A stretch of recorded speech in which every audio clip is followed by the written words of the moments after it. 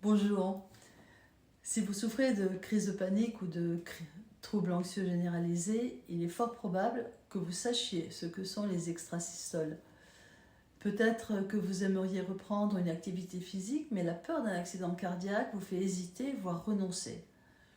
Alors, mieux comprendre comment et pourquoi une extrasystole apparaît va vous aider, je crois, à moins les craindre et à prendre une décision plus sereine.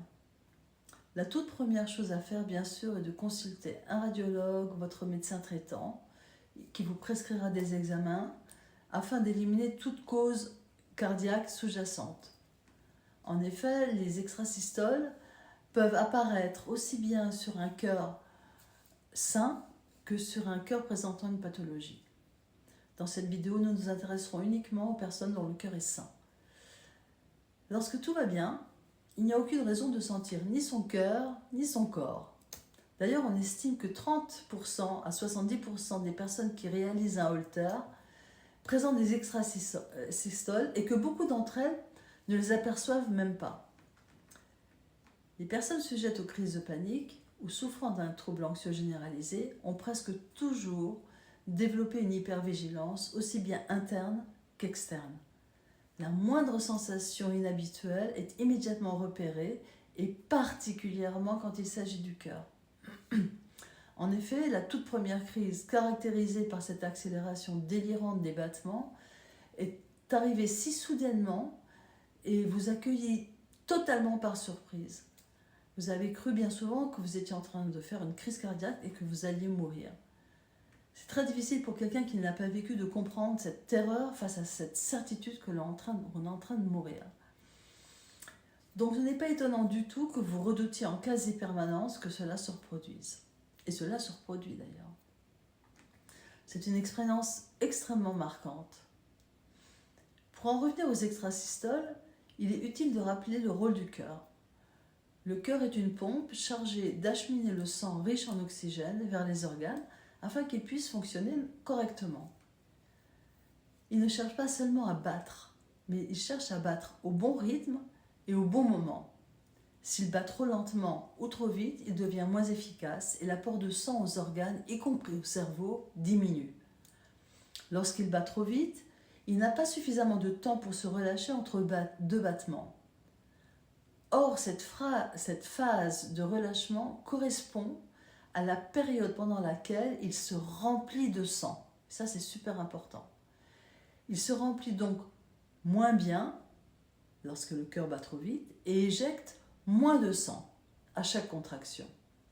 A l'inverse, un rythme trop lent limite l'apport nécessaire aux organes, même si le cœur est bien rempli. Les extrasystoles ne relèvent pas de ces situations.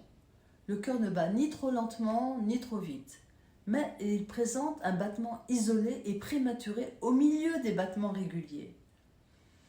Ce battement précoce survient avant que le cœur ait eu le temps de se remplir correctement. Comme il éjecte moins de sang, il est ressenti comme plus faible, comme quelque chose d'inhabituel. Il est généralement suivi d'une pause, puis d'un battement plus fort, parfois ressenti comme un coup. Alors comment cela s'explique ? Le cœur est un organe qui est autogéré. Il n'a pas besoin de recevoir d'ordre du cerveau pour battre. En pratique, 3 centres de commande situés à l'intérieur du cœur assurent ces battements. Un centre principal qui guide le rythme et assure un battement régulier et coordonné. Et comme le cœur est un organe vital, il existe un système de sécurité destiné à assurer la continuité des battements en toutes circonstances. 2 autres centres, donc de sécurité, peuvent, si nécessaire, déclencher un battement si le centre principal tarde à le faire. En temps normal, ces centres secondaires restent silencieux car le centre principal impose le rythme. Mais dans certaines conditions, comme des conditions de stress, de fatigue ou d'émotions intenses, leur seuil de déclenchement peut baisser. Un battement survient alors plus tôt que prévu dans le rythme habituel. C'est l'extrasystole. Le centre principal reprend en général aussitôt le contrôle. Mais comme il continue son rythme normal, Le signal suivant arrive alors que le cœur vient juste de se contracter, à cause de l'extrasystole.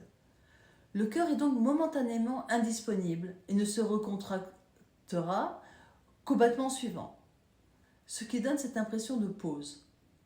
Le battement qui suit est alors souvent ressenti comme plus fort. Les extrasystoles s'inscrivent dans le fonctionnement normal et automatique du cœur. Elles ne traduisent ni un arrêt cardiaque, ni une situation dangereuse. Sur un cœur sain, elles sont souvent favorisées par des facteurs externes, comme la fatigue, on a vu le stress, l'anxiété, les excitants, comme le café, le thé, certaines boissons, ainsi que par des déséquilibres minéraux, potassium, magnésium, ou encore par des variations hormonales, comme dans les cas d'hyper ou d'hypothyroïdie. L'anxiété, on le sait, met le corps en état d'alerte.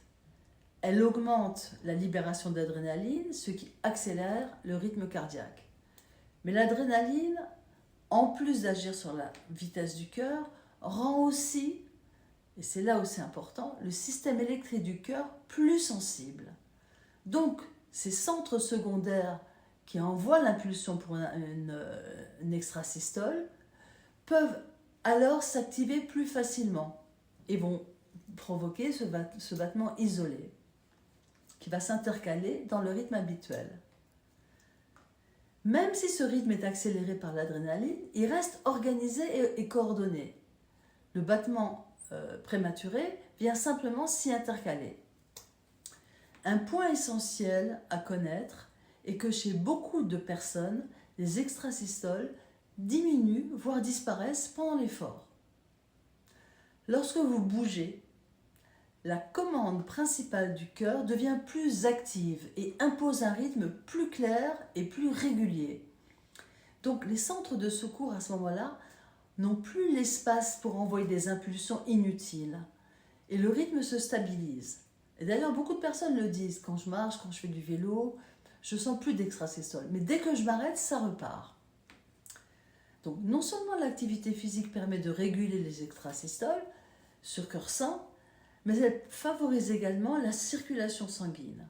Les artères se dilatent plus facilement, ce qui contribue à réduire les risques cardiovasculaires. Pour les personnes qui souffrent d'anxiété, une pratique sportive adaptée, choisie en accord avec son médecin ou son cardiologue, peut contribuer de façon significative à diminuer l'anxiété. Pas la faire disparaître, mais à la faire baisser. Pourquoi ? Parce que l'activité physique stimule tout un tas d'hormones. La production d'endorphines, procurant une sensation d'apaisement et de bien-être, la libération de dopamine, impliquée dans la motivation et la stabilité émotionnelle, et de sérotonine, essentielle à la régulation de l'humeur et de l'anxiété. Je remarque d'ailleurs assez souvent l'expression des personnes en début et à la fin d'un cours de sport collectif. Les visages sont plus détendus, sont ouverts, sont souriants. On voit vraiment la libération des hormones. Et cerise sur le gâteau, l'activité physique contribue à diminuer le cortisol, l'hormone majeure du stress. Lorsque le cortisol baisse, le système nerveux devient moins irrité, moins survolté. Cela signifie moins de réactions électriques inopinées, donc moins d'extrasystole, et surtout moins de perception d'extrasystole. C'est ça le plus important, parce que c'est ça qui vous fait peur. Ce cocktail hormonal est un véritable atout. Et ce serait vraiment, vraiment dommage de vous en priver, uniquement par peur.